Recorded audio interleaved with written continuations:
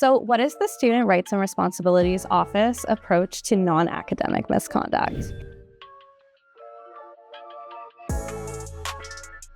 Hi friends, I'm Roxy Granikovis, your 2024 to 2025 Vice President External, and today I'll be interviewing Jenna Key from the UFE Student Rights and Responsibilities Office.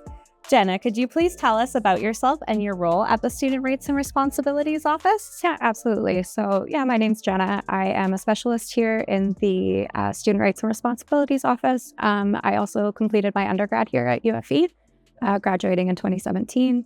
I work here as a specialist, so I meet with students that are going through misconduct, both academically and non-academically. Thanks for telling us about yourself. So when did the Student Rights and Responsibilities Office open, and where is it located? Yeah, so we opened last summer, so summer of 2024.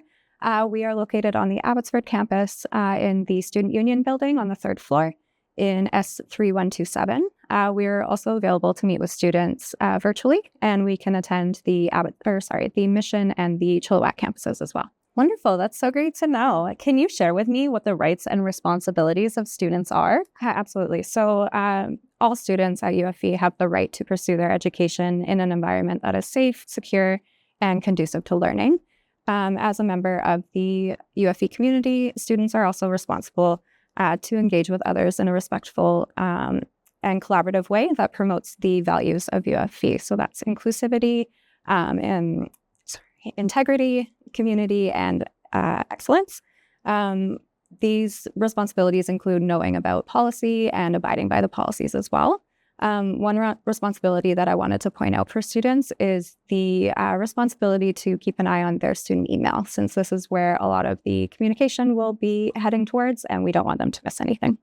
Thanks so much for explaining that to us. Can you tell me an overview of what services the Student Rights and Responsibilities Office provides to students? Yeah, so we are the office that oversees student conduct in terms of academic and non-academic. So we receive reports of academic misconduct from faculty, and then we process those cases.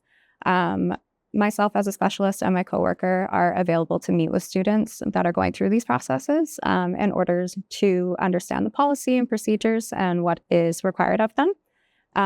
We also have mentors that work in our office. So student mentors, they are responsible for the education of academic integrity.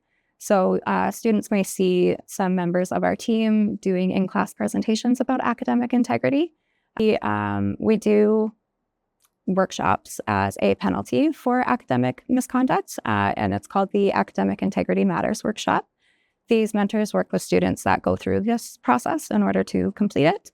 And they're also available for students that have any questions about academic integrity, and students don't need to be going through an academic misconduct process in order to access those services. On our website, we also have a lot of information about academic appeals. So that includes course repeat petitions as well as final grade appeals. We aren't the decision makers on those appeals, but we've seen a real increase in cases, including artificial intelligence.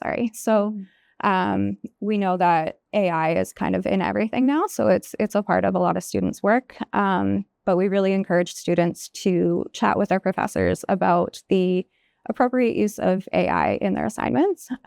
We also have resources at the library and the Learning Center as well about responsible use of AI.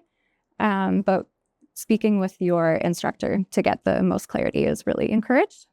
Another thing we wanted to mention is just a lot of the academic misconduct cases we see are honest mistakes and people just getting used to how to write at a university level. And just kind of normalizing that this is something that a lot of people go through. And we really encourage students to see these instances as an opportunity for learning as they continue through their academic journey. Yeah, definitely. It's great that students have these resources available to them. For sure. So how can a student submit an academic misconduct appeal? Yeah, so the steps for submitting an appeal can be found in Section 5 of Policy 70, and we also have the steps laid out on our website into a little bit easier to digest language. A couple of things to note for students is timeline for these appeals. So students have 5 days after being notified to file their appeal. And their appeal must also meet 3 of the grounds for academic misconduct appeals. So those 3 are that the misconduct didn't occur, that there may have been bias or procedural unfairness through the process, or that the penalty is too severe. All of these appeals can be submitted online through our website. And then, as I mentioned earlier, I think the specialists in our office are available for students to meet with us if they would like any help preparing their appeals. Wonderful. It sounds very accessible and student-friendly. So what is non-academic misconduct? Yeah, so generally speaking, non-academic misconduct is any behavior that goes against the values and expectations laid out in policy. Our office works with 3 main policies. Policy 18, which is the discrimination and harassment and bullying prevention policy. 236, which is the prevention, education, and response to sexualized violence. And policy 204, which is the safe student learning community policy. Generally speaking, any behavior that goes against those values and has the potential to cause a disruption to the learning environment or cause harm to another member of the community would be considered non-academic misconduct. And all community members have a right to submit a complaint if they feel like they've been harmed by another member of the community. I did want to mention our scope when responding to these kind of situations. So the 3 policies that I covered, they cover behaviors on campus as well as university-related activities off campus. But there are also instances where social media may come into play. So if a student represents themselves as a member of the university, either through their bio or something that they're wearing, they may be subject to a conduct process as well. So what is the Student Rights and Responsibilities Office approach to non-academic misconduct? Yeah, so our office is working towards a transition away from the traditional catch, punish, release kind of model and towards an approach that is a lot more focused on impact and learning. So when we receive complaints, we're really engaging with the allegations through a lens of education and development in a hopes of students can engage in a process that really encourages reflection and repair of any harm that has been caused. When we engage in the complaints, we review the information and then speak with the parties involved in order to determine what the best approach may be. So we do still investigate if necessary, but we're really working towards more alternative resolution approaches. So that might include like reflective conversations with specialists, restorative justice, educational activities, things like that. But really our main goal is just responding to each unique case and focusing on a repair of harm and restoring relationships.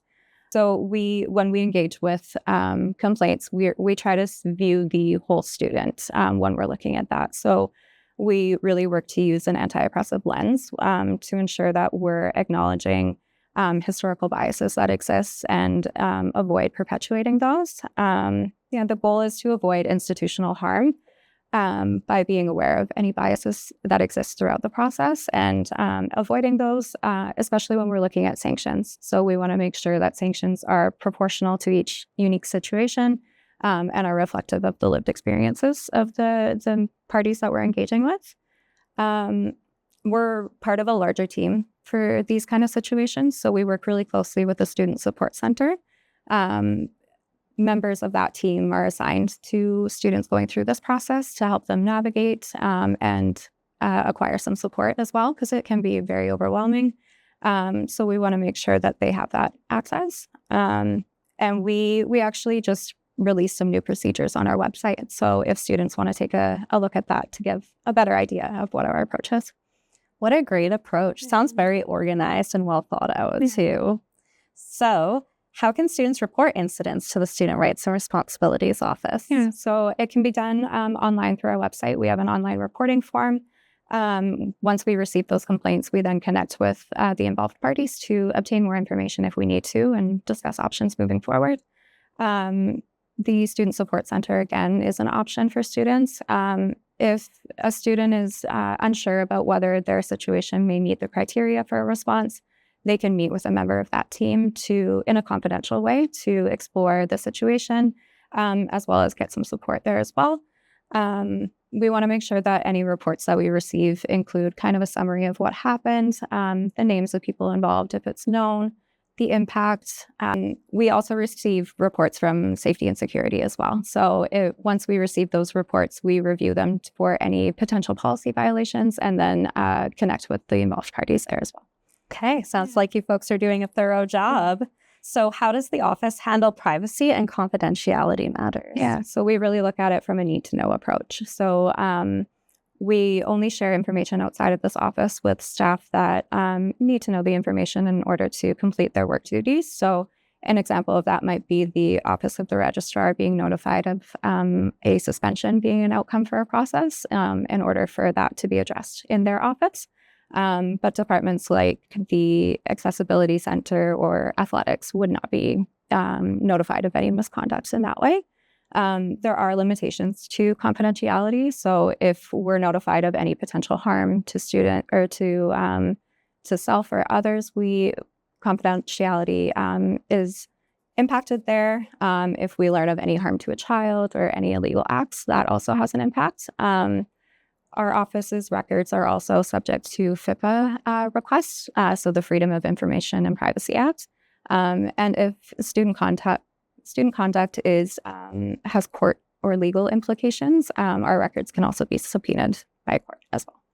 That makes total sense. Yeah. So what are some frequently asked questions that students have? Yeah, so since we opened last summer, a lot of the questions we're getting are in regards to academic questions. So academic misconduct, appeals, required to withdraw questions, things like that.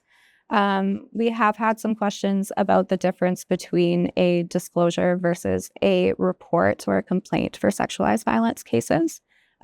So to distinguish the two, a student could disclose to the Student Support Center an experience that they had if they were solely looking for support and resources. But if a student went through that kind of experience and they're looking for a response from the university in terms of a conduct response, they would report it to our office. So that's the difference there. We've also gotten some questions about the distinction between the Student Rights and Responsibility Specialist role and the Student Support Navigator role in non-academic cases. And the difference there is that the Student Support Navigators are really there for support mainly, whereas the specialists here in this office, we try to remain as unbiased as possible in order to maintain the integrity of the process. Thanks for explaining those questions to us and the answers to them. And thank you so much for all your time. It's been wonderful learning about all the helpful services that the Student Rights and Responsibilities Office has to offer to our UFB community. Absolutely. And thank you for joining us for another episode of Know Your Rights.